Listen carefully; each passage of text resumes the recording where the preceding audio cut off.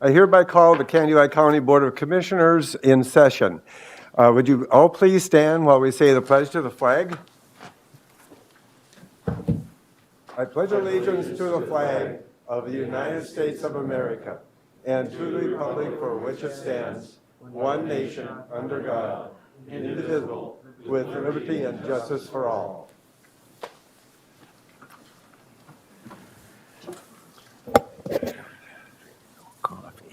Well, good morning, everyone, and thank you for being here, and also those people who may be watching this on YouTube or later or live streaming this. Thank you for your interest in Candido County government. We have quite a group here this morning, and I want to thank you for, I think a lot of you are here concerning the bids, and I want to thank you for bidding on these different projects we have coming up. At this point, I would... Okay. I'm ready to jump in and just keep going. Okay. First, I'm going to ask you, commissioners, you all received copies of the bills in your Dropbox and mail. Any questions or comments? Otherwise, a motion? I will move that we pay the bills. Motion by Commissioner Nissen to pay the bills. Do I have a second? Okay. A second by Commissioner Gardner. No questions or comments? Otherwise, I'll call for the vote. All in favor say aye. Aye. Opposed, same sign. Passed unanimously. Okay, you also received this past week minutes from the last board meeting. Any corrections or additions? I move adoption of the minutes. A motion to move to approve the minutes from the last meeting by Commissioner Gardner. I'll second it. And a second by Commissioner Anderson. I'll call for the vote. All in favor say aye. Aye. Opposed, same sign. Passed unanimously. All right, now I can move on. Okay. Mr. Oden's going first? Gary, you're going first. Okay. Please proceed. All right, thank you, Mr. Chairman. All right. Thank you, Mr. Chairman. Yes, we are here, or I am with the 2021 landfill contract proposal for the cell construction at the landfill. And today we'll be opening the bids and then ultimately having our consultant review those and then come back in 2 weeks with a recommendation for award of that contract. So with that, we have three here that have been submitted for the landfill project, and it is Blombeck Construction out of Eagle Bend, Minnesota for the first one at $1,491,250.07. That's 149125007. And the next one is Bursky Excavating out of Rice, Minnesota at $1,306,622 even, I believe. Maybe the glasses. 65? 60. 60, I think. So 130662260. And then we have Crow River Construction out of New London, Minnesota at $2,210,041.00, and that's 2210041.00. And that is the three bids for the landfill project. Okay. Are you looking for action at this moment? Are you going to review what you're doing? Am I No, correct? we will review now And these make sure with that our the bonds and consultant it- and then come back, correct? Okay. In 2 weeks. Okay. Thank you. Yep.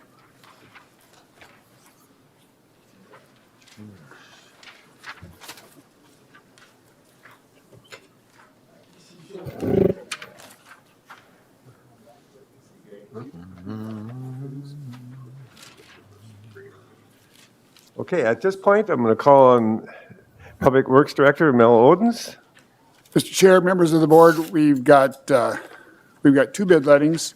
We'll do the first is the 2021 bituminous surfacing. This is all of our surfacing except for County Road 8. So we got about 12 and a half miles included in this. And we will do County Road 8 from Candido High to Spicer at a future letting. So with that, I'll start the bids. And we got 2 bids received.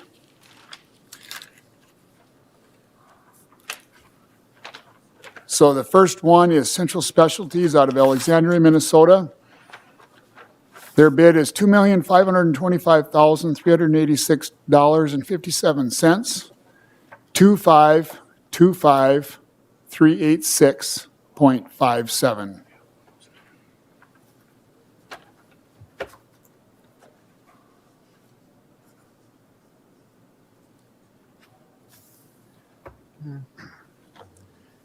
And then the next one is Dunick Incorporated out of Princeburg. Their bid is $2,659,625.61. 2659625.61. And that concludes the bids received for the bituminous. What we will do is we will check the numbers and come back at a later point in this meeting for award. The next bid that we will do, we will not come back today. So the surfacing one, we'll look things over and then hopefully come back for award. So with that, we'll move into our next bid, which is County Road 4 from Lake Lillian, north of Lake Lillian North, a little over 5 miles, up to County Road 20. How many bids? 4?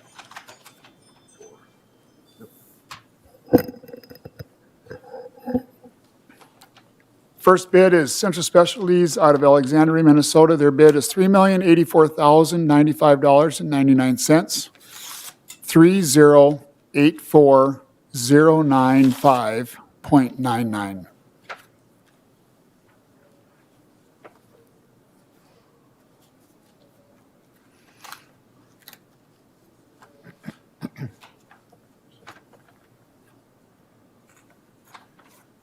The next one is Dunick Incorporated out of Princeburg. Their bid is $3,170,517.79.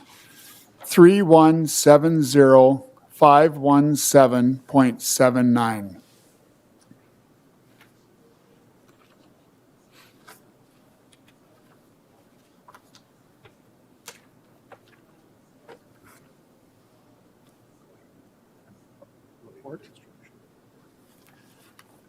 The next one is Gladen Construction out of LaPorte, Minnesota.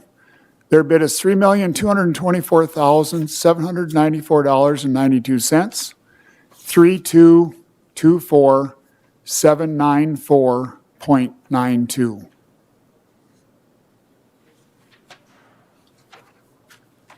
Mr. Oden, would you repeat where that's from? LaPorte, Minnesota. Okay, thank you.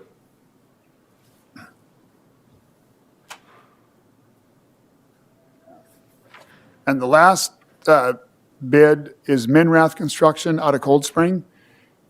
$2,858,840.79. 2858840.79. That concludes the reading of the bids for the County Road 4. Okay, thank you very much, Mr. Odens. And for the previous one, you will be back, and also I see you're on the agenda at 11:15. You can update us on that then. Correct. Okay, thank you. Thanks. Right.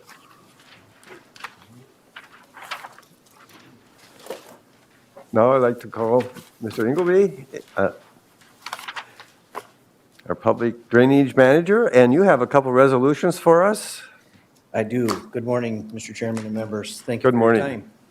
I have before you today 2 resolutions to assign members of this board to Drainage Authority of County Ditch or Joint County Ditch number 3 and also Joint County Ditch number 7. A little background here. Joint Ditch number 3 involves Edwards, St. John's, and Mamre Townships. That comprises of 8 branches and laterals, that system. Each one of those branches and laterals has a different makeup of Drainage Authority members from the 2 counties that it involves, which makes it very complicated when we move forward. If we move forward with a redetermination of benefits on these systems, we have several members that are included in these systems. So what I'd like to do is have the same members represent Candiota County for all of these branches and laterals. That's the purpose of these two resolutions. My recommendation on Resolution 2116 for you folks are on page 2. So for joint ditch number 3 that we share with Chippewa County, because of the size of the watershed, how much we have in this county, we would need 3 members on that Drainage Authority Board. And my recommendation is Commissioner Anderson, Commissioner Berg, and Commissioner Nissen. I guess it's up to you if you want to take an action on each one of these, or each of the 2 resolutions, or if you want to do them both at the same time. Let's just do them individually. Sure. Along that same line, I would, just to be clear, this is not a ditch authority meeting, but this is an appointment by the county board. Correct. That is Okay. correct, yes. And then after that, Commissioner Gardner, Thank you, Mr. Chair. I would move adoption of Resolution 2021-16. a motion by Commissioner Gardner to appoint commissioners from District 5, 1, and 3. And Second that. and a second by Commissioner Nissen. Any further discussion? If not, I'll call for the vote. All in favor, say aye. Aye. Pose same sign. Pass unanimously. Now, resolution number 2021-17. Yes, sir. This involves joint ditch number 7, which is commonly known as Hawk Creek and Shatumba Creek. There's also some laterals that are involved. This system includes the main stem and 4 branches and laterals. So there again, we've got 4 different makeups of members for the Drainage Authority. And we would like to make sure that we have the same representatives. My recommendation for joint ditch number 7, which is in Roseland, Edwards, Holland, St. John's, Wilmer, and Whitefield Townships, by the way. And I choose my recommendation based on the district, the commissioner district of where that drainage system lies. My recommendation for joint ditch number 7 in Resolution 2021-17 is Commissioner Anderson and Commissioner Nissen. Mr. Chair, I'd move on Resolution 2021-17. A motion to move on the resolution by Commissioner Emdek. Do I have a second? I'll second. A second by Commissioner Gardner. Any further questions or comments? If not, I'll call for the vote. All in favor, say aye. Aye. Pose same sign. Pass unanimously. Good. Well, thank you very much. Thank you. And just an FYI, these 2 systems, we may come back to you or the members to have you appoint viewers and order a redetermination of benefits for these 2 systems coming up in the near future. Actually, that'll be done by the 5 members, not necessarily the 5 of you. Okay, Right. just by the members. So I'm working Ditch with Authority. Chippewa County and Renville County as well. Okay. Okay. Thank you very much for laying this out so well for us and organizing this. Have a good day. At this point, I'd like to call upon County Administrator, Mr. Kleindahl, and it's that time of the year again to address spraying for caterpillars.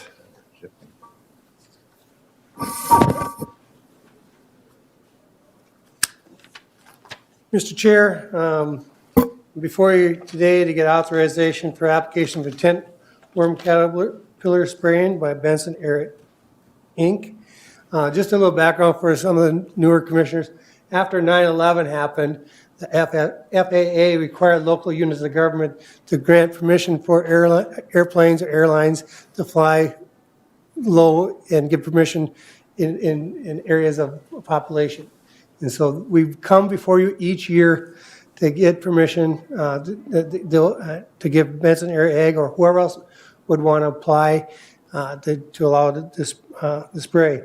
Benson Air Ag shall abide by all FAA waivers while spraying and is granted permission to fly their aircraft low over trees per FAA waivers. This authorization by Candiota County is not an endorsement of this company. Benson Air Ag does not act on behalf or is an agent of Candiota County. Therefore, pursuant of FAA regulations and the County Board of Commissioners is hereby requested to authorize Benson Air Ag to spray tent worm caterpillars. in Kansas County. Okay. I will make that motion, but I do have, what area are they generally going to be spraying? Generally, they spray around our lakes, like Norway Lake, Games Lake area. They will, if they get bad in the Diamond Lake area, they'll hit there in the green. Depends on how where caterpillars come up, and sometimes they're really thick, as you were aware, and sometimes they're not quite as bad. Commissioner Gardner. Thank you, Mr. Chair. I will second the motion also with a question. Well, first off, okay, I'll recognize the motion by Commissioner Nissen to approve, a second by Commissioner Gardner. Thank you. Any questions and comments? Please Larry, continue. do we know approximately when this spraying takes place? When the The reason caterpillar, I asked the question is that later on, we're going to be talking about monarch butterflies yep, that are already under stress. And I understand that these are in the lakes areas, the more forested areas. I just want to make sure that there isn't an adverse impact there as well. correct. And I would say they're generally in two different areas, mainly we're hitting around the campgrounds of the lakes.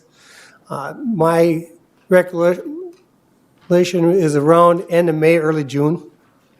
Mr. Chair. That'd probably be just before the monarchs start arriving, so that answers my question. Thank you. Okay, Commissioner Imdak. I would just affirm what, I don't know when they spray, but I know that Memorial Day, we're looking for them out on our property. Oh. And you usually see them hanging from their strings or whatever you want to call them that time. So they're probably out spraying a little earlier. The chewing can be pretty intense by Memorial Day. So I would say middle of May roughly. Outstanding. Okay, any other questions or comments? We certainly deal with a variety of issues here in the county board, and good issues, but it's a surprise sometimes. No more comments, I'll call for the vote to approve this. All in favor, say aye. Aye. Opposed, same sign. Passed unanimously.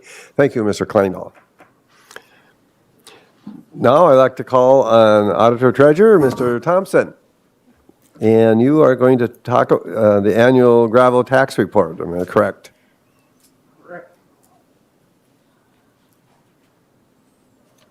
Morning, Mr. Chair and Commissioners. You need it? Can you- You should have 3 pages of the 2020 gravel tax report in your packet. I think it's pretty self-explanatory. It's just a breakdown of how much each owner-operator paid, if they reported by yards or if they reported by tons. The grand total for the year, the grand total collected for the year was $163,092.33. The way that is distributed is 5% off the top goes to the county auditor's office for the administration of the collecting the fees, administrative work. The balance of $154, and of course that was $8,154.62. If you take that off the total collections, the balance remaining is $154,937.71. And there's a list of the townships that half of that or I should say half, 42.5% goes towards the township where the gravel was taken from, and the other 42.5% goes to the Road and Bridge Fund. Okay. And then we put 15% into a special reserve fund. 15% came to $23,240.65. The last page shows the ongoing total reserve balance, adding in the 2020 reserve amount of $23,240.65, and the grand total comes to $248,744.57. So if you have any questions, I'd be happy to. Okay, any questions, comments from the board? None? A very good summary. Do I have a motion, please? Yeah, just a motion to accept is all we need. To so we can accept pay it out to the townships. Yep. So move, Mr. Chair. A motion by Commissioner Imdak to approve the gravel tax report, I'll second that. and a second by Commissioner Anderson. Any more comments? Not, I'll call for the vote. All in favor, say aye. Aye. Opposed, same sign. Pass unanimously. Thank you.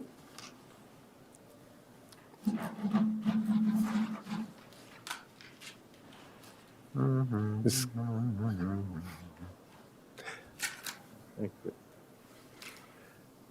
We're way ahead. We're a little early here. Yeah, I think one of the two people, Scott, might be out. Okay, next agenda item is a resolution concerning Prairie Woods Environmental Learning Center. I don't think they're here yet. I But know they're not here yet. And Erica's not here yet. Scott was going to be here about 10:30. Oh, Mel, you ready to go? Okay, so we're jumping up to 11:15 on the agenda. I don't have results of the bid, but I can go on this other stuff. Okay, great. And you have a couple of resolutions here as well, and an update on the Monarch. So, Mr. Chair, we'll go down the list. What I've got, the first thing is an advanced construction agreement authorization. Just as a little background, this is to pay the federal dollars to pay for $620,000 for the Regal Bridge, for a lack of a better word. It's the bridge just south of Regal on County Road 2. And so what happened there is this bridge has been a posted bridge for many years. It was posted down probably 5-6 years ago. We've been pursuing state bridge bond money. It's not come to fruition, but that just kind of emphasizes the importance of bridge bonding. What we were able to do, though, is we were able to secure, in the meantime, the $620,000 of federal money. The only kicker with that is that the federal money was 2023 dollars.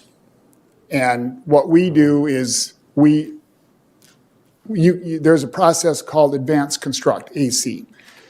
And what you do is basically the feds will give you the money, but you float the money. But if for whatever, basically what you're agreeing to do is if the federal government is not funded, you wouldn't get your money in 2023. Does that make sense? So our risk is really low. And what we do is we do this relatively often with federal dollars. We fit into our program the best way it fits for us, in our financial, our staffing, and the need for the constituents. And so this one works out a lot better to do it this year because of the GAP project going on, detours going on. And maybe Larry, if you want, I could show you real quickly. But the action we're going to be looking for is to authorize the chair and auditor to sign the agreement on behalf of the county and also the resolution. So there's two documents you're going to need to sign, a resolution and an agreement. Okay? Two different resolutions or two different What's that? votes then? Can we put it all I together? think you could put it all together, but I just want you to know that you're authorizing the signature of the resolution and authorizing the signature of the agreement. Okay. Mr. So- Emdeck. I just want to see if I can put into words how I understand that. So we got money coming in 2023 from the federal government, assuming the federal government gets funded. Yep. But we have time in our schedule this year, and it's most opportune to do it this year. So we're going to use our own personal funds for now to get the work done and reimburse ourselves with the federal funds in Great. 2023, which is a common practice. That's a common practice that we do. Not everybody does it. We do because we carry some money in our road and bridge money to do exactly what we're doing. Because if you look at the year that the feds gave it the money, it's 2023. Well, 2023 is not a good year to start work up there because that's the year they start work on the GAP job, the 23 GAP. So it would be the wrong time. So next year isn't a good year for us because of some work we're doing on some other projects. And so this is a good year for us to do Okay. this. Well, it's good is probably not common practice, but it's good for this situation for sure. But I want you to be aware of that. It's not a risk. But Yeah. this is the project just south of Regal. It's the bridge over the North Fork of the Crow River. The only part of this that I do is that we do have a detour that goes around. And that's gonna, if you get any calls, that there is gonna be a detour on that. Okay. All right. May I have a motion? I would move on that resolution. Number 2021-19 plus the authorization you talked about. Yes, Okay, a motion by Commissioner Emdek, a second by Anderson did. Commissioner Anderson. Any further questions of Mr. Odens or comments? None? I'll call for the vote. All in favor, say aye. Aye. Opposed, same sign. Pass unanimously. So that was the resolution and the agreement to authorize the chair and the auditor to sign on behalf of the county, correct? Correct. Okay. The next one I've got is the final payment and acceptance of the roundabout. On Highway on County Road 15, southwest part of town. This project was open bids in 2019. Reiner Construction out of Hutch was the low contractor. The project started in June and was open in September of 2019, so we just had details to close out. So this one, once again, we were fortunate to get a lot of LRIP funding. We talked about that 2 weeks ago when we were talking about the condemnation settlement. And so our dollars, Kennewick County dollars, for a $2 million project, what was the bid? $1.6 million project, we have $40,000 in this. So we have to thank a lot of people that helped us get some of this funding, on the state side. And so my recommendation is accept the project and authorize final payment in the amount of $27,711.52. Okay. A motion by Commissioner Nissen, second by I'll second. by Commissioner Gardner. Any further questions or comments from Mr. Odens? If not, I'll call for the vote. All in favor, say aye. Aye. Opposed, same sign. Pass unanimously. Thank you very much for putting that together, and it's a good feeling. We've talked about this and seen it come along, and it gets all done, and now it's just time to pay for it. And it was, I won't say a bargain, but it really was. Yeah, yep. So, do we want to go into the Monarch update? Because we've got staff here, or do you want to? I think we have time to do that. Yes, please proceed. Okay, so we were, last fall, when the monarch butterfly was on the list to be the threatened and endangered list, and we didn't know by December, if that was going to be true or not. And so what they did is they formed what do you want to call it? Conservation. It's a conservation program, and it's run by the U.S. Fish and Wildlife that says if you commit to conservation measures within your county or your road jurisdiction, we will give you a pass, if you will, to do further study when you want to do construction. Okay, so I came to the board in like September of October of last year, 2 new people, so you didn't hear it firsthand.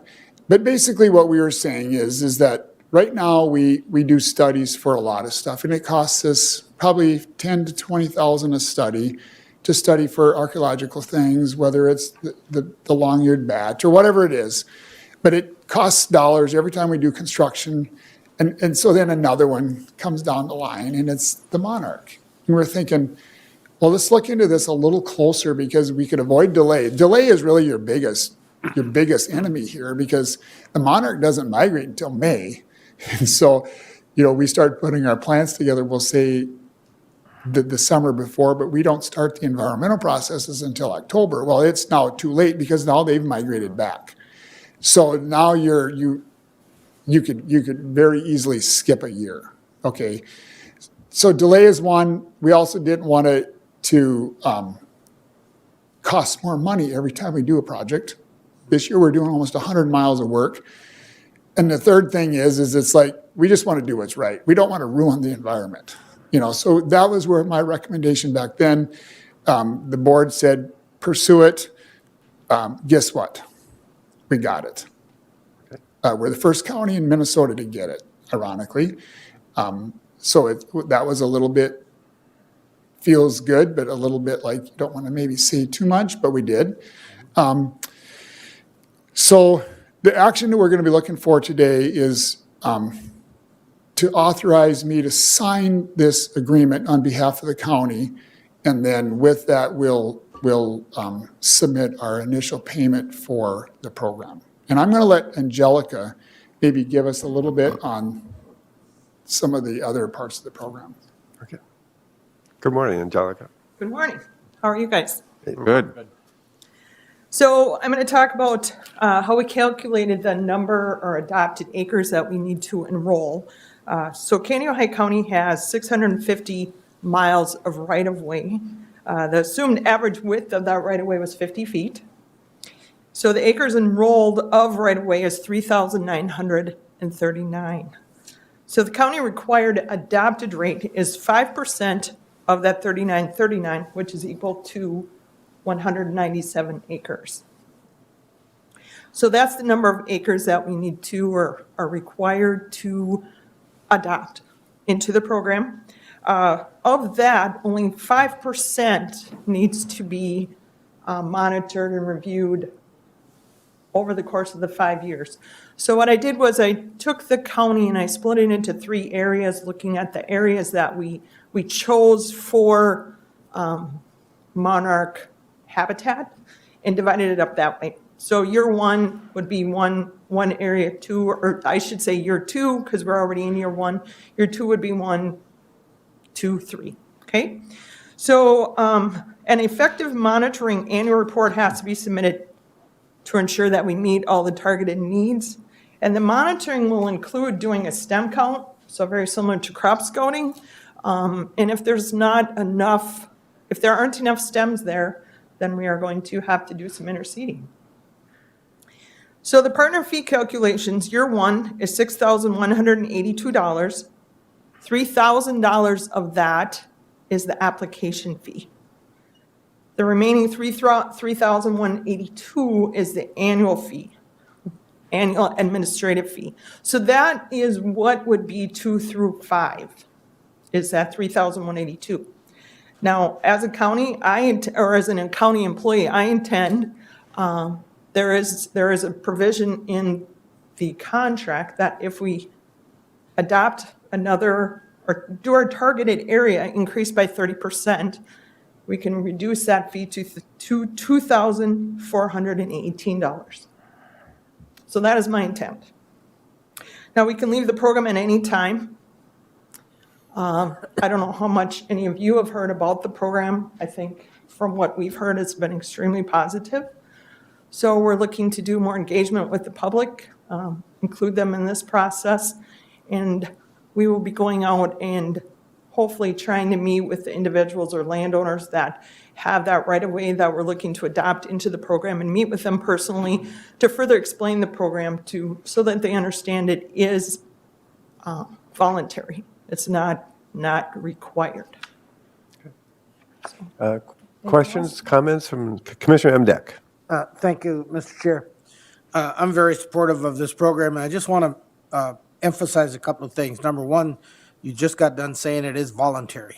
And yesterday at our Kaneohe County Township meetings, there was a comment made about, well, don't we have enough CRP and all of that? Well, as we see the monarch numbers going down, additional acreages certainly won't hurt. And as long as people are willing to do it and wanting to do it, and they monitor it so that it doesn't end up with noxious weeds, I think it's a great thing, and I'd like to see us do something like that for pollinators at the same time. It's just, it's an easy thing to do, and especially if we have willing and able landowners to do it, to cooperate with it.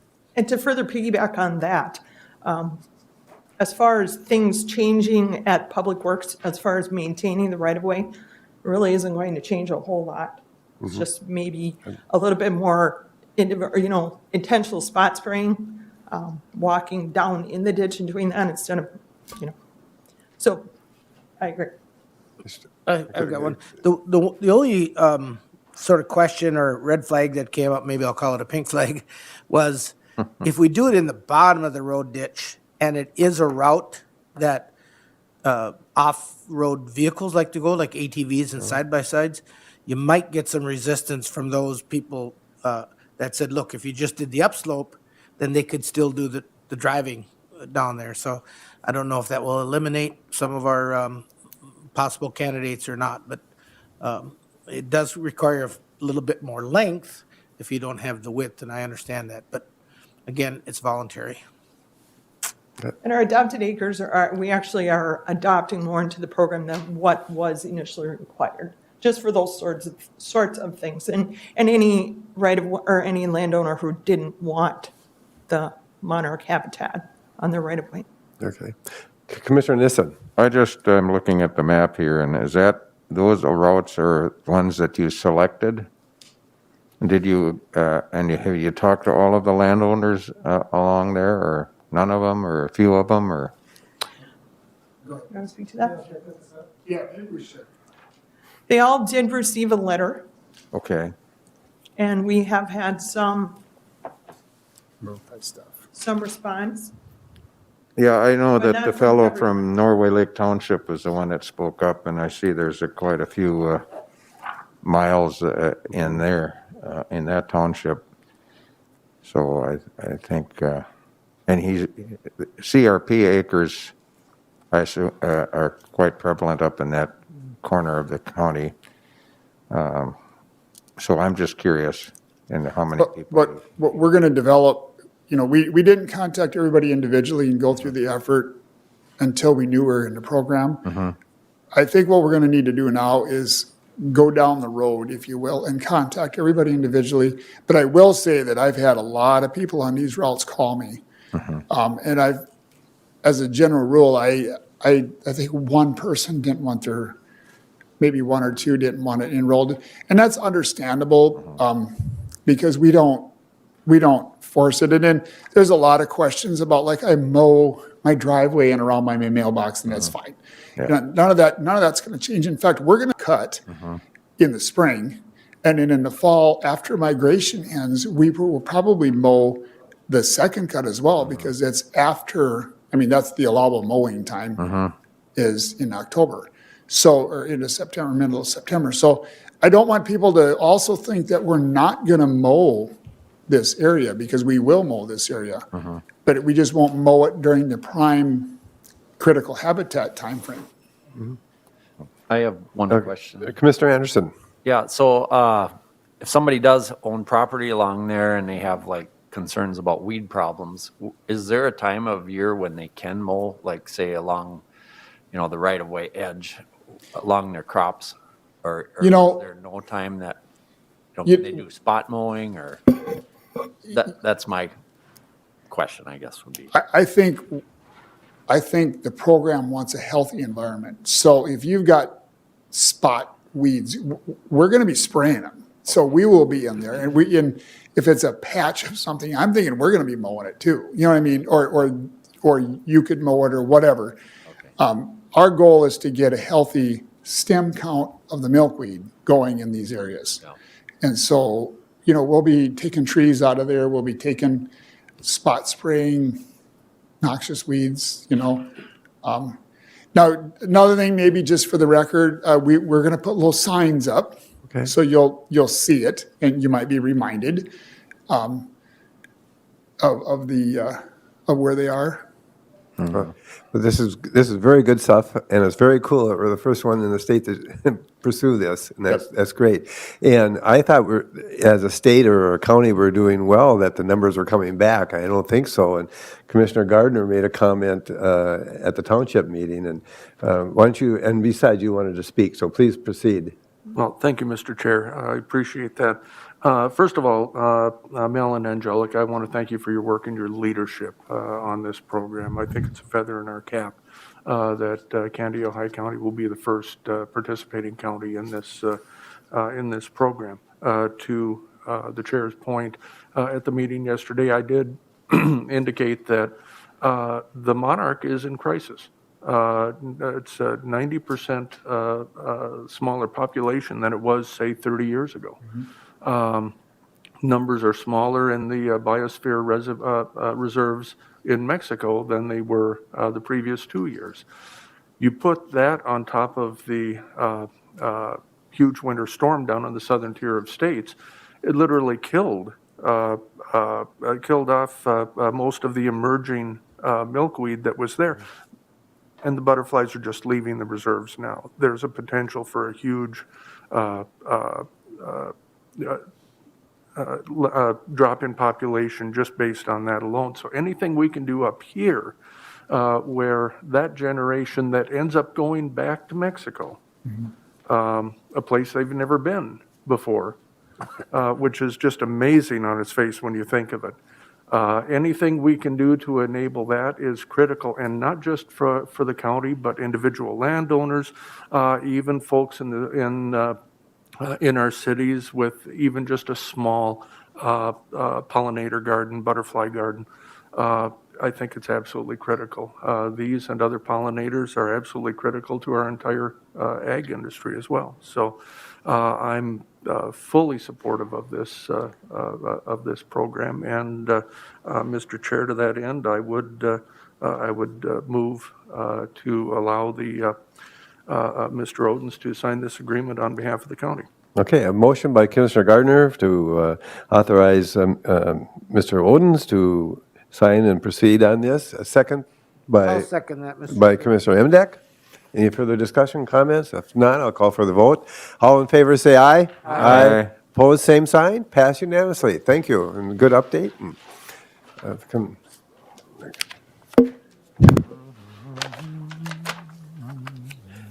Now we'll try to get back on the agenda, and we are going to look at Resolution 2021-18 about the Prairie Lakes, Prairie Woods, rather, not Prairie Lakes, Prairie Woods Environmental Center land purchase.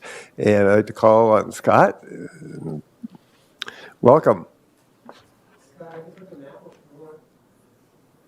Yep. And if Good morning, Mr. Chair, board members. may I just interrupt 1 second? If you feel comfortable, it is okay as a speaker to take your mask off, but you can leave it on too. Yeah, I'll leave it on, but I'm Okay. gonna take it off when I introduce you, because some of you are new to me. So I'm Scott Gloop. Okay. I'm here representing the Prairie Woods. I'm a board member of Prairie Woods. We also have Mr. Ron Halverson, who is also a board member of Prairie Woods. And for you newer members, I want to also, I'm wearing the Prairie Woods hat today, but I want to introduce myself to you as well. I'm the project leader for the U.S. Fish and Wildlife Service office that covers 7 counties in this area, which includes Candioi County. So on occasion, you're going to be seeing me when we're in the process of buying lands or easements through my work with the Fish and Wildlife Service. It's interesting, the discussion on the monarchs ahead of time. This program, surprisingly, since Fish and Wildlife Service is responsible for endangered and threatened species, and we're doing the assessments on those, I wasn't even aware of this county program until I started getting letters from the counties that I manage. And those kind of things frustrate me, because I would have hoped that I would have been aware of it before the county is notifying me with the letters, but those things happen. I grew up hoeing milkweeds out of soybean fields, and now I'm planting milkweed all over. So the reason I'm here today is I believe you have seen the resolution and the short description that I provided.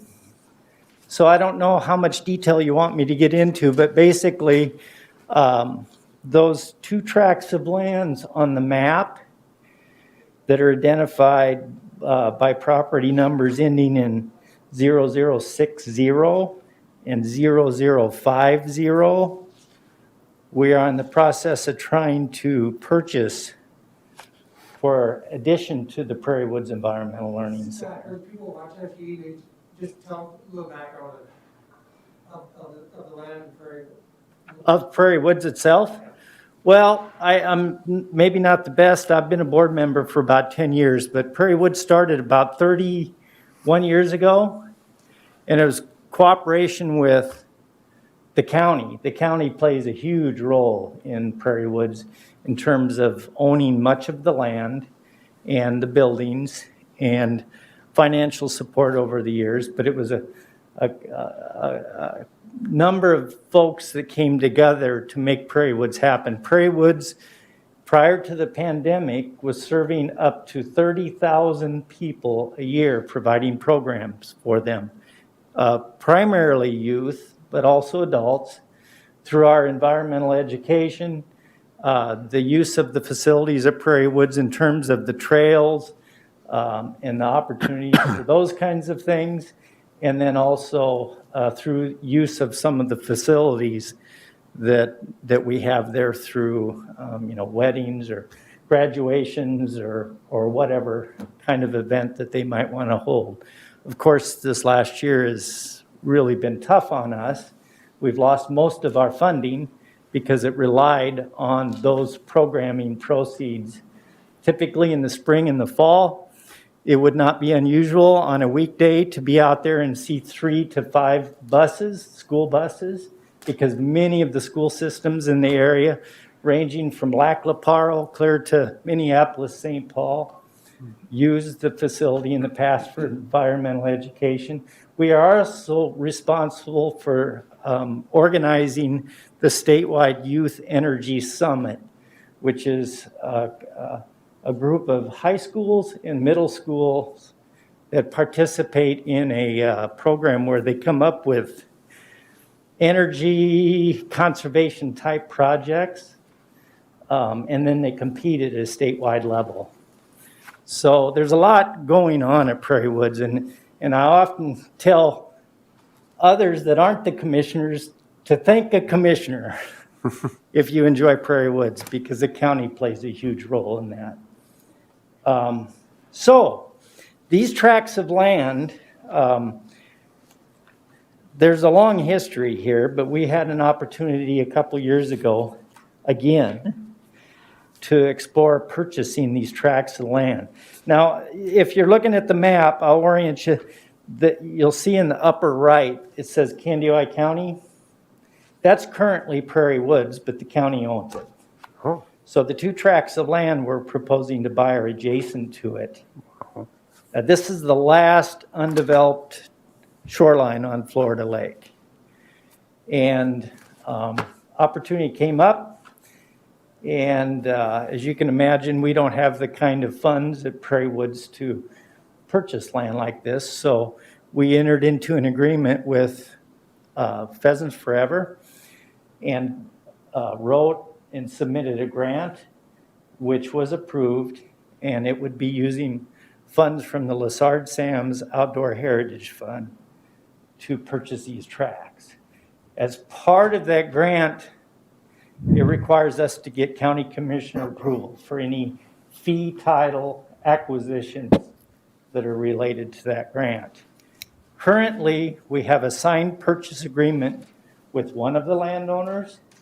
Just yesterday, we got the appraisal back for the other tract, and within a week, hopefully, we'll be getting a purchase agreement to the other landowner, and hopefully they will sign that. And so we're getting close, but one of the processes is getting county commissioner approval.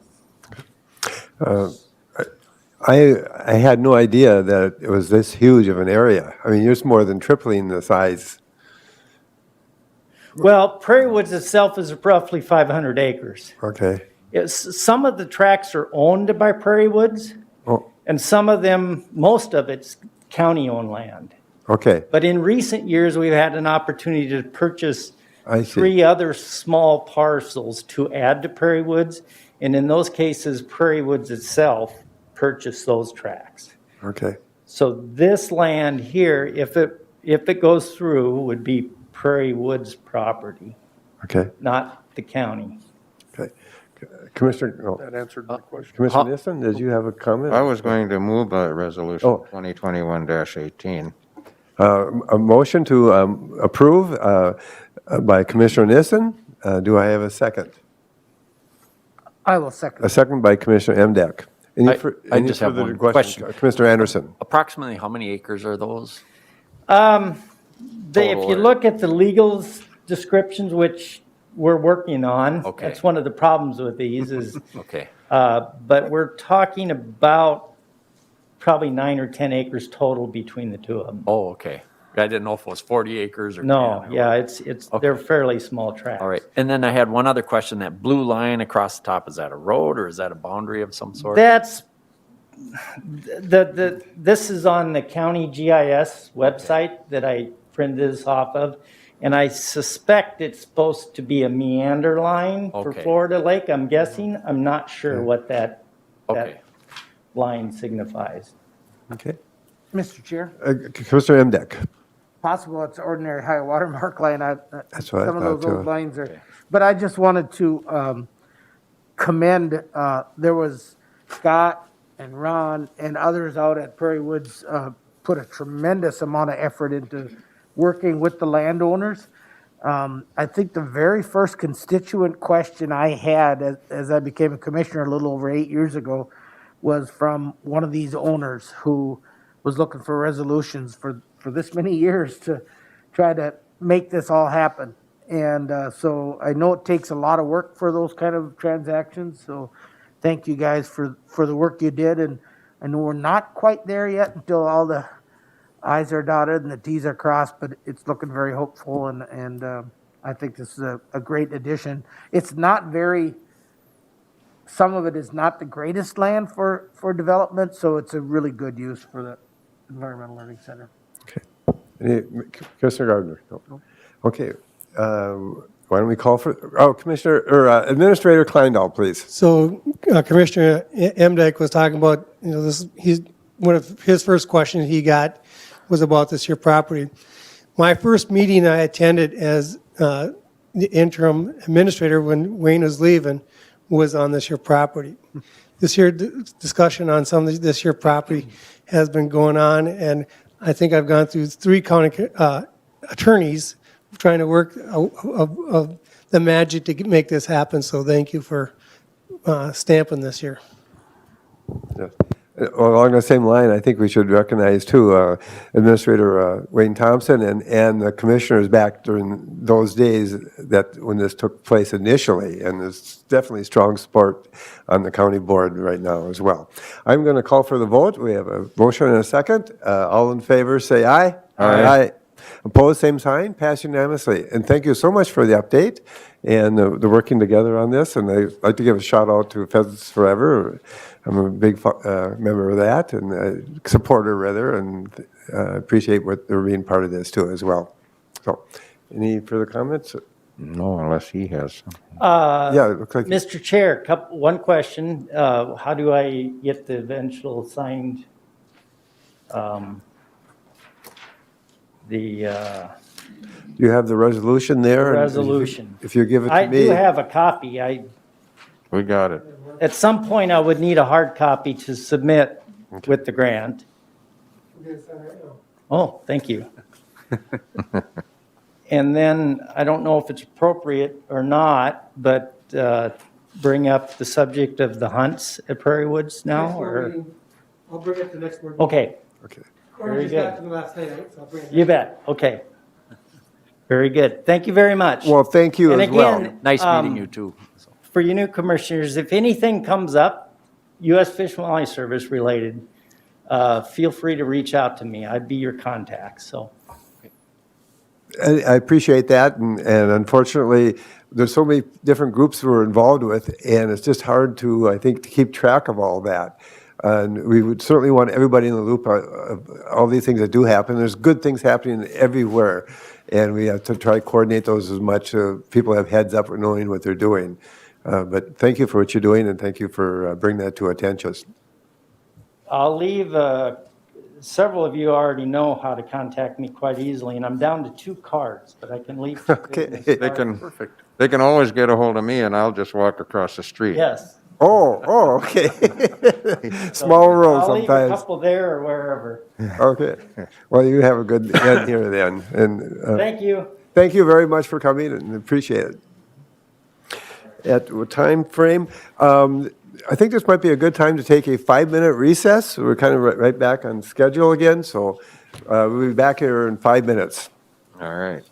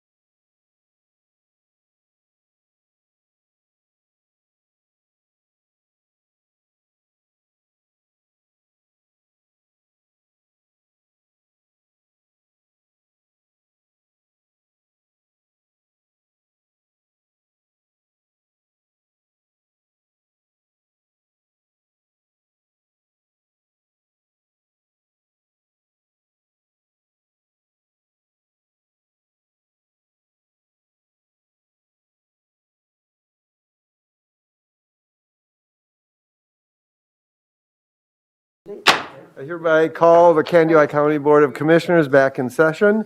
I would like at this point to call up Mr. Van Dyken. And you have some planning and zoning. Yes, thank you, Mr. Chair, members of the board.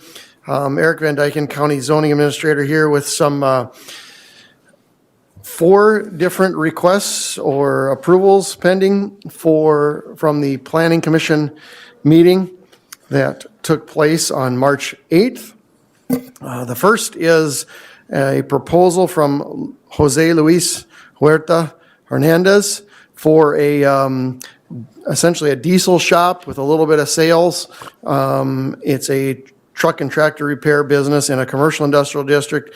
It would be kind of in that commercial area south and slightly east of Haug Implement. So I'll give you a little perspective on where it's at. So the Planning Commission did unanimously recommend approval of that request with 8 attached conditions and findings as you see in the minutes. I was curious about the location. There was like a dike or something built in that area. Is that where it's going? It's east and north a little bit of Haug Implement's land, right? No, this would be south and east behind South and the east. old, let's see, where they sold Geringhoff heads. What was the name of that? Wilmer Farm Center or something like that. Oh, okay. There So was there was a kind of a barn. Yeah, house that is out actually there? already permitted. That's a turkey barn. Richard Vanderspeck is the owner there. That conditional use permit has previously been approved, and they did the dirt work, and their plan is to begin construction in the spring on that project. Okay. All right. Any other questions or comments from the commissioners? If not, I'll entertain a motion. I think we'll take each one separately, correct? Yes, please. Okay. I will move that we approve that. That's with the facts and findings, there's 8 conditions and 9 findings connected with this. Do I have a second? second it. A second by Commissioner Anderson. Any further questions, comments? Not, I'll call for the vote. All in favor, say aye. Aye. Opposed, same sign. Passed unanimously. Thank you. Please proceed. The second application is that of Paul Jerdy Family Limited Partnership, and this represents an existing feedlot expansion. The existing feedlot's around 650 animal units, and he would add nearly 100 animal units with a couple hoop barns. This would be beef operation to go in conjunction with their existing dairy operation. The Planning Commission did also recommend approval of this request with 2 conditions and the findings as you see. Okay. Any questions, comments? May I have a motion to approve, deny? Where was this exactly? This is up on 104 County Road 7 in Arctander Township, south of Sunburg, a little ways, west side of the road. Okay. It's not on County Road, it's on County Road 7 or? It's right off the county road, that's yours. correct. Okay, that's a different Jurdy. There's a commissioner from Polk County named Paul Jurdy. I don't know if that's the same guy, probably not, because they're a dairy farm. Yes, they're an existing dairy farm adding some beef Yeah. to their Mr. operation. Chair, Commissioner Emdek. for those of you who know where Dan's Diesel used to be, it's just north of where Dan's Diesel used to be. Yeah, I am very familiar with Okay. the Jurdy. I would move on that. A motion by Commissioner Emdek Facts and findings. Or, I will second that. and a findings second by and- Commissioner Nissen. Any other questions, comments? None? I'll call for the vote. All in favor of approving the conditions and findings, 2 conditions and 8 findings in reference to the Gertie's request, say aye. Aye. Opposed, same sign. Passed unanimously. Thank you. Please proceed. Thank you. Request number 3 is that of Trevor Hansen. This is in the Pulsifer edition, which is kind of that, near that Touchstone Business Center up there by Candy Power Co-op, west side of the road. This is another contractor's office, shop, and yard, similar to several that have come through for some plumbing and construction type of businesses recently. So we're seeing some build out of that commercial area. This is again a commercial district. So this is in conjunction with his concrete business. He would house and repair some equipment, et cetera, there and run his operations out of there. So the Planning Commission again recommends approval unanimously with 7 attached conditions and findings as you see. Mr. Chair, I'd move on the request with the conditions and Findings, okay. Thank you. Motion by Commissioner Emdek. The chair will second that motion. I just like to comment for the public's information that we do get this information ahead of time, a chance to look it over. So it's not we just running through these really quick or putting a stamp of approval. And also, we have time to ask other questions and do some research as well, which does happen. Well, thank you, and I'm going to call for the vote. All in favor, say aye. Aye. Opposed, same sign. Pass unanimously. And the last one, please. Thank you. And the last request is from Joel Boonstra. Joel is requesting an expansion of existing feedlot, and the existing feedlot exists of a bison operation. And what's going to be added is 900 animal units of swine. So this would be a new swine production operation. It would be housed together on the same property or immediately adjacent, under one ownership, with the adjacent property where the bison are located. The total animal units between bison and swine will be 999. The Planning Commission also did unanimously recommend approval of this request with 2 attached conditions and findings as you see. I just have a curious question. The 999, was that picked because there's a threshold of 1,000, or they just happened to come out at that number? That may be the case. I know there was some talk about Maybe Russ. watching permit thresholds, and as I'm aware that there's 1,000 animal unit threshold permitting wise between state and federal, but the county feedlot officer and Russ are also here, or excuse me, and Joel himself are here, so that they could answer that perhaps better, but. Okay. Do we need a motion on this one, correct? Yes. Okay. I'll move on. A motion by Commissioner Anderson. Do I have a second? I will second. A second by Commissioner Emdek. Any further questions or comments? If not, I'll call for the vote. All in favor, say aye. Aye. Opposed, same sign. Thank you. And that vote was for the facts and findings of Boonstra's situation. And thank you. Thank you, Mr. Chair. Very well organized and laid out.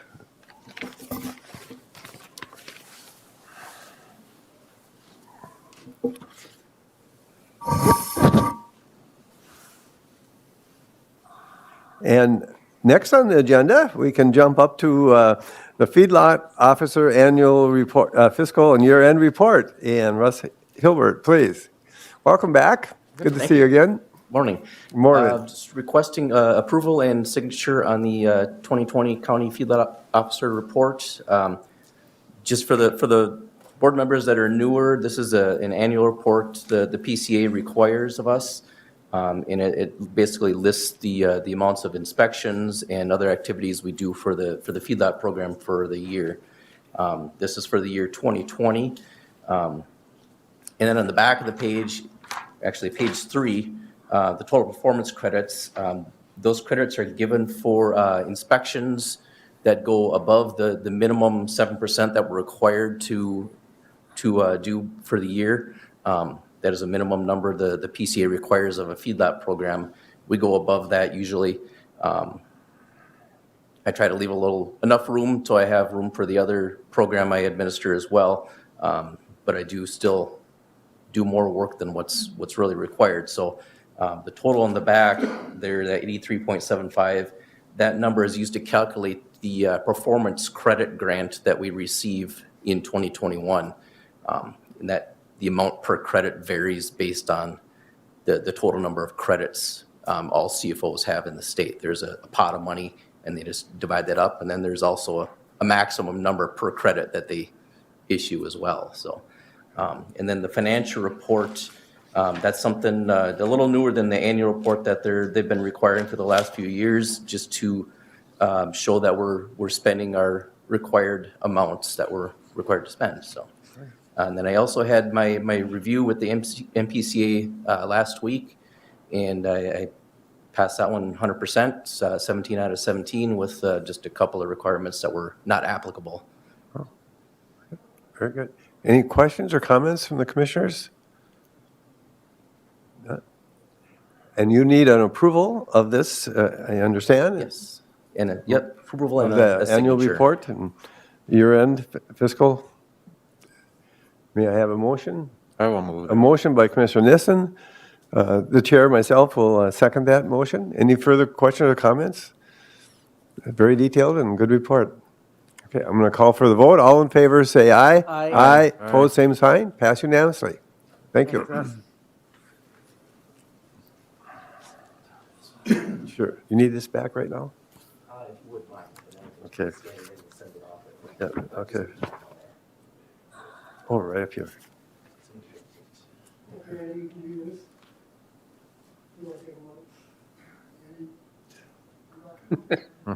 Just hip check them out of the way.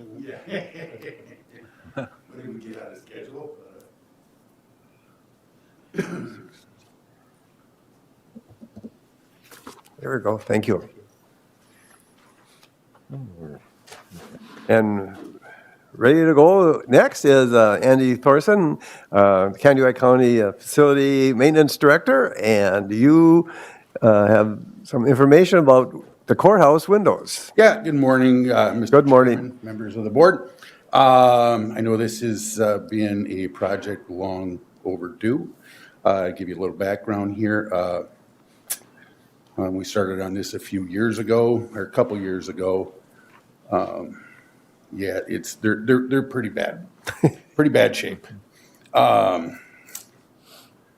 Right now, you know, at first we were thinking it was going to be about 400,000. Did our due diligence and made some changes, and believe that hopefully they come in around 350,000. We would like to advertise March 27th through April 10th. April 15th, we'll do a pre-bid walkthrough. April 29th, the bids will be due by 1 p.m. in the county administrator's office, and we will open the bids at that time. And on May 4th, we will present our findings to the board on the 4th with our recommendations. Right now, they are contemplating that work could actually be done next winter. I was kind of surprised by that, but everybody's pretty booked up already for the glass contractors, and we might get good bids with them able to work over the winter. And I'm fine with that if we can save a buck or two. So with that, I guess I'd ask for authorization to proceed and advertise for bids. I think it was 2 years ago you had the board take a tour. Yeah. Yeah, it was pretty bad back then. Yep. So it's really due. Any questions or comments from do I have a motion to approve authorization to submit for or request bids? A motion? A motion by Commissioner Gardner. Yes, do I have I'll a second? second it. A second by Commissioner Anderson.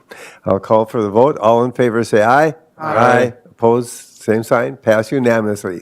Thank you, Andy, so much. Yep, thank you. You've been having a busy year.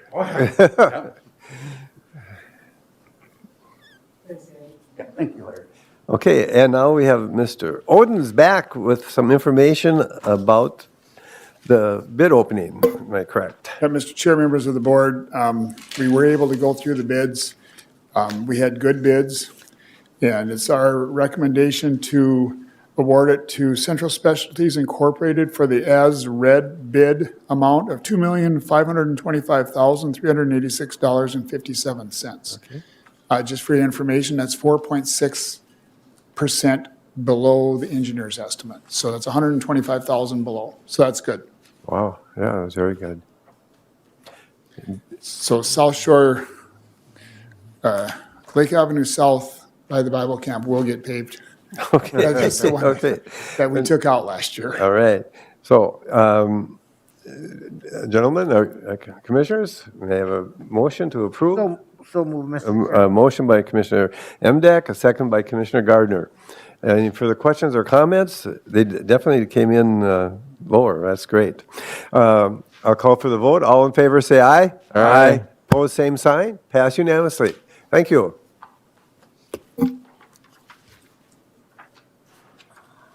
And now it's time for the administrator updates.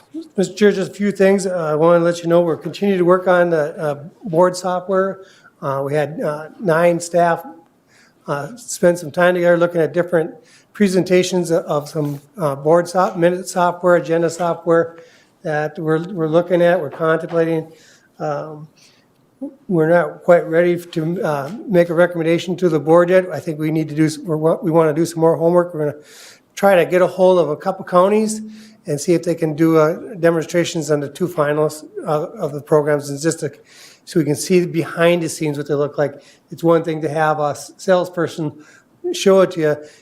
We'd like to have conversations with individuals that are actually entering the board minutes and the data, and how commissioners are liking taking votes on the machines and stuff like that. So we're working on that, so I'll let you know that.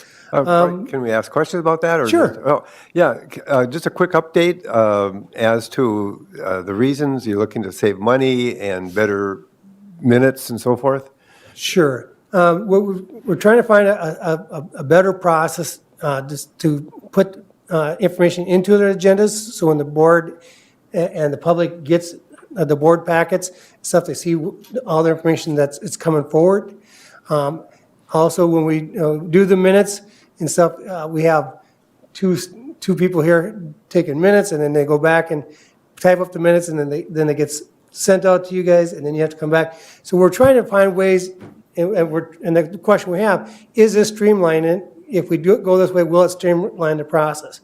And what will help us with transparency and things like that? And so with Kathy retiring, we thought as our board clerk, it just might be a good opportunity to take a look at that. And so that's what we're kind of doing. We're kind of going through that process. I think the technology is there. It's just, do we want to go there at this time? So, so right now, when we do the agendas, it probably takes 4 to 5 hours for each board meeting to put those together. For Mark and Kathy, it takes them by the time they get out here to sit through the board meetings and stuff, probably another 6 to 7 hours a month and stuff. And so I'm just saying, in the 21st century, is there a more efficient way of doing this? And there may be and there may not be. That's why we have to keep doing some homework. Well, it's good to have that update. We just show up here and we don't know behind the scenes what's all involved always, and all the time it takes to put this together. Right. That's good. Okay, thank you. Next thing I got some questions from you regarding the American Rescue Plan. What does that mean for Kainua County? Still getting the data. It's we know the dollar amounts is about $8.3 million. We'd get one portion of that the first year, and the other part would come 12 months after that, or no sooner than 12 months after the first half of that payment. What we can use it for and all the details, we still do not have that worked out. So as soon as I get that information, as soon as AMC helps put that stuff together, and as soon as we can figure out where that's at, I'll come back to you and talk about how do we go about and what we're going to do with that money. So I just would ask to be patient. I'll get the information to you as soon as I can get it to you. Yeah, I just want to add that I think once we get the information, we do probably want to move fast on this, not knowing how we'll be spending the money. I think we have until the end of 2024 to spend all the money. It sounds like a long time, but if you take on some big project, say, for example, broadband or whatever, we got to line those people up, and everybody else in the state will be wanting those same people. So we'd have to move fast on any decisions. Once we get all the information that you can get to us, how we look at, we want to. Yeah, because the cities get some of this money also, and so does townships. And so I'm hoping, again, I don't know all the details, but I'm hoping we as a county and our townships, we can partner up and really help with the broadband for at least part of that money. And this is a great opportunity, and I think if we can do that, and I listened to the township meeting yesterday, that was a really big push for that as well. I think you're right on that the board will be thinking that way. Good idea, good advice. Thank you. Okay. And one last thing, just want to let you know, I received a retirement notice from Colleen Thompson. She'll be retiring on June 2nd. So if you can see that posting, we'll be posting that position. Okay. All right. That's all I have. All right. Thank you for good updates. Thank you. And then next, anything on your calendars or appointments coming up? Anybody wants to share information? Speaking of calendars, want to mention, was that April 17th for the shredding at the recycling? Yes, on April 17th, West Central Shredding will be doing a free shredding day from 9 to 11. It's not a whole day, it's for 2 hours at our former recycling center, and it's free to the public. If you do want hard drives and stuff, there is a charge for that, but any paper and stuff you want shredding from 9 to 11 will be available. Yeah, and we'll be promoting that more closer to that time. That's Earth Week. April 7th. Okay. Okay, now we're down to committee reports. And this time, why don't I start at the left side? Commissioner Emdek, could you proceed? Thank you. And, you know, unless somebody has specific questions on the committees that I sit on, most of what we deal with on a monthly basis is fairly routine, so I really don't have anything of significance to report. If I did, that's what I would talk about. So that's what I've got. Okay. Commissioner Anderson? I had about 3 or 4 meetings. One was my test meeting. I almost missed it because I didn't realize that they were no longer going to do Zoom meetings, so we're starting to get back into a little bit more normal. So I did have to call that one in when I found out because there was no time for me to get to Wilmer and attend that meeting. But I attended it via phone.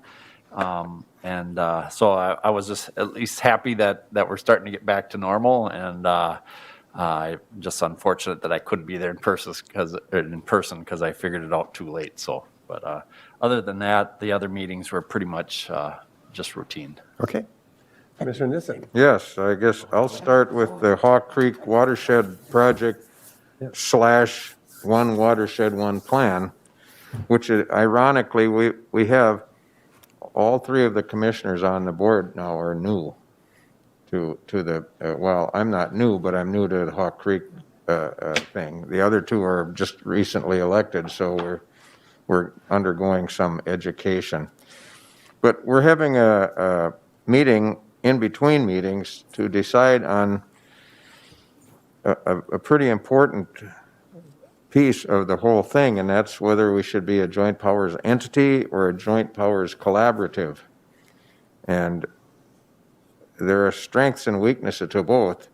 We as an entity is self-standing, and we lose control of that as a county board, as a soil and water district board, and it becomes an entity unto itself. They would have all the liability and so forth. The Joint Powers Collaborative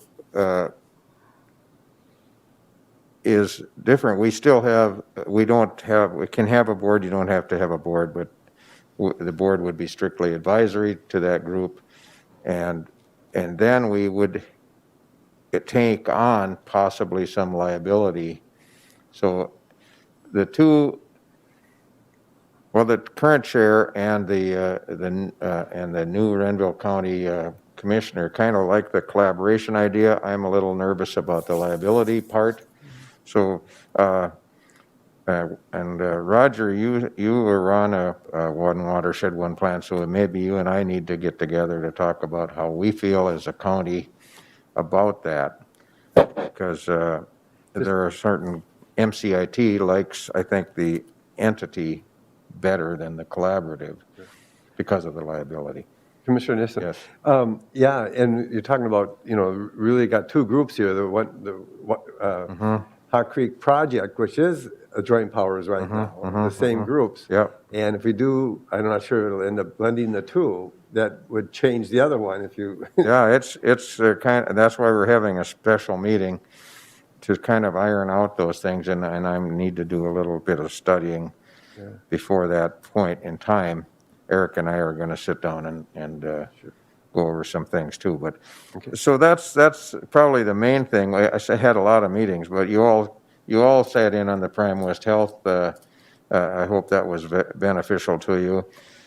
As part of the Mid-Minnesota Development, I sat on a committee called the ATP, which stands Area Transportation Plan, they introduced some things, and there's some things that still aren't gonna, they still aren't gonna adopt it until after one more meeting, and then in May, they'll decide whether to go with that plan or not. Facilities meeting, we met, and it was a very good meeting. We added some responsibility. I think we're going to look at Prairie Woods now, and if I forget anything there, Larry, you can maybe mention it later, but some things that we have to re-evaluate how much it's going to cost, some of these projects. Kansas County Historical Society, we're still planning on, we're meeting in person, and that's working out just fine. We have enough room there, and I don't want to go on and on here, but I do anyway, don't I? Glacial Ridge Trail met yesterday, and we're looking for some help to get a Friends of the Glacial Ridge Scenic Byway, somewhat similar to the Sibley State Park Friends group that helps in fundraising. They help in clean up the various parts of the operation and so forth. So as long as I have the public platform, anyone that's interested in the Scenic Byway, get a hold of me. We need a lot of help, both not so much for the fundraising, that scares people off, but just the general maintenance of some of the areas that we send people by.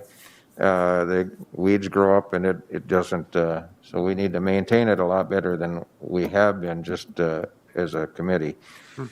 And that, one last thing, from Prairie Woods met last night, and you got the gist of some of it, but I wanted to re-emphasize, we have that pavilion out there. We use it a lot for weddings and other get-togethers, and the fire marshal has decided that we need to sprinkle the building. Dave Baker has introduced legislation to, and a lot of other rural entities that have these event centers have introduced legislation to protect them somewhat from a huge expense, which basically would drive a lot of them out of business. It wouldn't help at all for Prairie Woods either. And we have a unique building where you can open up all the sides. There is no escape hatch like some buildings. You got to get out a certain small door. Here you can just bolt out whatever closest wall you are to, because you can move those things up. So contact your legislators about that bill. We'd really appreciate it out there, and so would everyone else that uses it. Prairie Woods is as we heard, 300. Well, how many people did he say we non-COVID are out there, kids and stuff, in the spring and the fall? 30,000, yeah. Yeah, it's a huge number, and so it's very important. We booked a lot of weddings out there that got put off because of COVID too, but this would probably, if we can't get that taken care of, it's going to be a real problem. So I know I took most of Roger's time and Dwayne's time, but Well, I appreciate another comment about weddings and how it's used. It's really used mainly in the summertime or spring or fall, where yeah. all the doors and everything's all wide open already. Yeah, there's no real issue. It's more of a common sense got thrown out the window just a bit there, if you ask me, but I don't have I'm not the fire marshal, so. Okay, thank you for your update. Good. Commissioner Gardner. Thank you, Mr. Chair. And just to piggyback on your comments about the pavilion, I was privileged to officiate one of the first weddings out in that building, and I think you're spot on your analysis. This is silly. I'm all for public safety, but let's, again, exercise some common sense. Yeah. Very briefly, Humane Society held their Save Our Tails event this year, online event, and they still managed to, between that auction and the fund to need, raise about $22,000 as of the end of the month, with more coming in. We have an executive committee meeting tomorrow, and we'll get an update on that. And the only other thing I have is Central Minnesota Jobs and Training Services Joint Powers Board. The elected representatives met for the first quarterly meeting of of this year, we learned of some legislation that could greatly affect rural Minnesota jobs and training, where a lot of the funding is going to be up for competitive grant process. And it's going to be tilted heavily towards the Twin Cities metro area. So I'm sure that once we get a little more information on this, I know Representative Baker sits on a pertinent committee in this that would have something to say about this, and I'm sure we'll be having a discussion at some point in time. And I want to thank Roger for helping me out. We had a young lady from Murray County Schools, sixth grade student, request some information about Candy, Ojai County, and he was able to help me with that, and I greatly appreciate that. And I believe our student does as well. Good. Okay, very good. I will go last then. Pretty much the same story as everybody else. We have these meetings, and I actually had 2 PAC4 meetings this month. It was our annual meeting as well. I was reelected as the vice chair, and Bob Fox, commissioner from Grenville County, is the chair again. And that's probably the main update on that. 18 County Mental Health Consortium and a couple other ones. I maybe want to share that Prairie Lakes, then we have a meeting coming up on Wednesday, and we're going to do interviews possibly for hires on the 24th. So for next board meeting, I might be able to update you more details of who may be the next director of that program if the interviews all go well. So that's all I have for now. And any other questions or comments from anybody? Otherwise, I hereby adjourn the Candidates County Board of Commissioners.